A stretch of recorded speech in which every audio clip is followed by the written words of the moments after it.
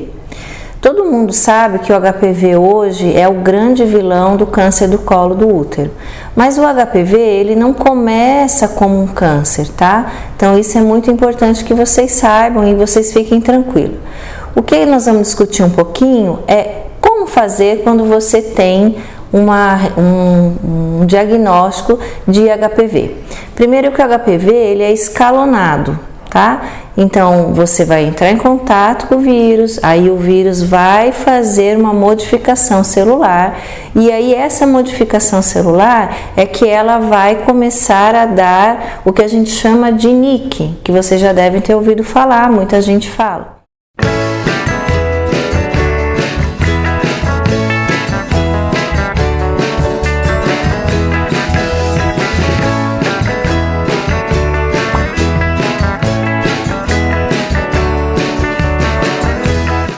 Oi meninas, tudo bem?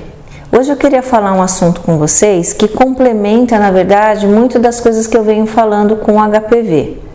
Todo mundo sabe que o HPV hoje é o grande vilão do câncer do colo do útero, mas o HPV ele não começa como um câncer, tá? Então isso é muito importante que vocês saibam e vocês fiquem tranquilos. O que nós vamos discutir um pouquinho é como fazer quando você tem um diagnóstico de HPV. Primeiro que o HPV ele é escalonado, tá? Então você vai entrar em contato com o vírus, aí o vírus vai fazer uma modificação celular e aí essa modificação celular é que ela vai começar a dar o que a gente chama de NIC, que vocês já devem ter ouvido falar, muita gente fala. E de acordo com essa classificação, de acordo com essa, vamos dizer assim, essa invasão que o vírus faz na camada basal da célula, é o que a gente vai propor o tratamento.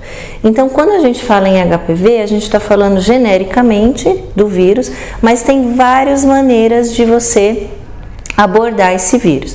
Então, quando a gente se depara com um vírus um pouco mais intenso, um vírus um pouco mais malzinho, ele não é tão bonzinho assim, você vai ouvir falar do NIC. O NIC ele pode ser classificado em NIC 1, NIC 2 e NIC 3, que nada mais é que essa invasão da camada celular. Quando você tem NIC 1 e você é jovem, a gente acaba não fazendo muita coisa, a gente espera que a imunidade assuma o controle. Mas quando a gente fala de um NIC 2, a gente tem que pensar num procedimento que se chama CAF, que na verdade são as cirurgias de alta frequência. E hoje, com o advento do laser, esse CAF ele modificou um pouquinho a maneira de fazer, mas também não deixa de ser uma coisa bem tranquila de fazer.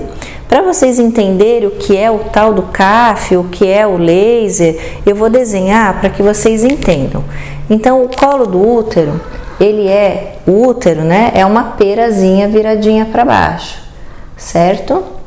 E aí você tem o colo do útero. E aqui a vagina, certo? O que é o NIC? É quando célulazinhas aqui fizeram lesão no colo.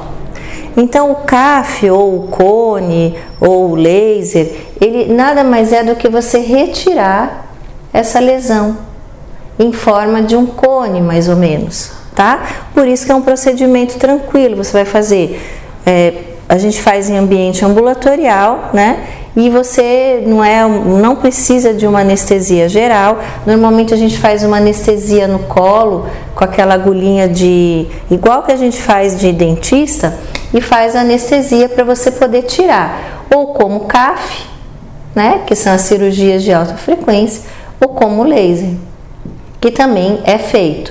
Qual é a diferença entre o CAF e o laser pro tratamento do NIC? Na verdade, o CAF é um procedimento ideal, que todo mundo sabe que é muito bom, já existe há muito tempo. A diferença é que o laser, ele é um pouco, vamos dizer assim, mais para as mãos de profissionais que já estão habilitados com a técnica, mas é uma técnica excelente, inclusive quando você tem que abordar regiões outras, que seriam as regiões da vagina, que com o CAF você não consegue. Então, quando você vai fazer, saindo um pouco das NICs, né, que são as lesões de colo, quando você fala em lesão vaginal, que são as NIVAs, que vocês já devem ter ouvido falar, o laser hoje é o que a gente tem usado mais. Mas você também pode fazer um CAF com o uso do laser. Na verdade, é que tem que haver um treinamento maior, mas para quem já está acostumado, para quem já sabe fazer laser, já sabe manipular o laser, para mim eu não vejo diferença nenhuma, porque você aprende a fazer, embora também você pode tratar o NIC com o CAF, que é feito, vamos dizer assim, basicamente da mesma maneira que você faz o laser.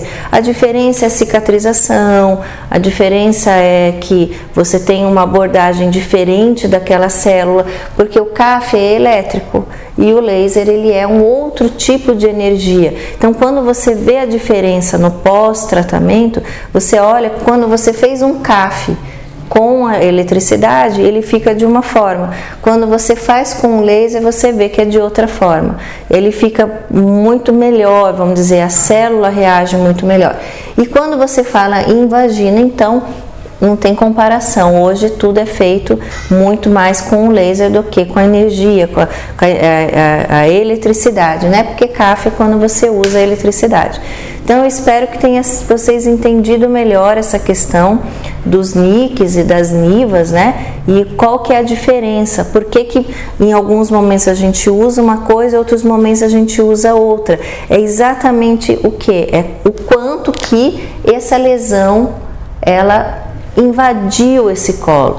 Então, quanto mais ela invade, é aí que você tem que ter o tratamento adequado. Então, não é porque está com HPV que vai direto para um CAF ou vai direto para um laser. Não é assim não, tá bom, gente? Então, eu espero que vocês tenham entendido melhor o que é o laser, o que é o NIC, o que é o CAF, a diferença, porque isso muita gente me pergunta e fica meio confuso, mas na verdade são técnicas, a diferença é essa. Por isso que é sempre bom você conversar com o ginecologista e procurar entender o que é, sem ficar olhando tanto no Dr. Google aí, porque isso acaba confundindo a cabeça.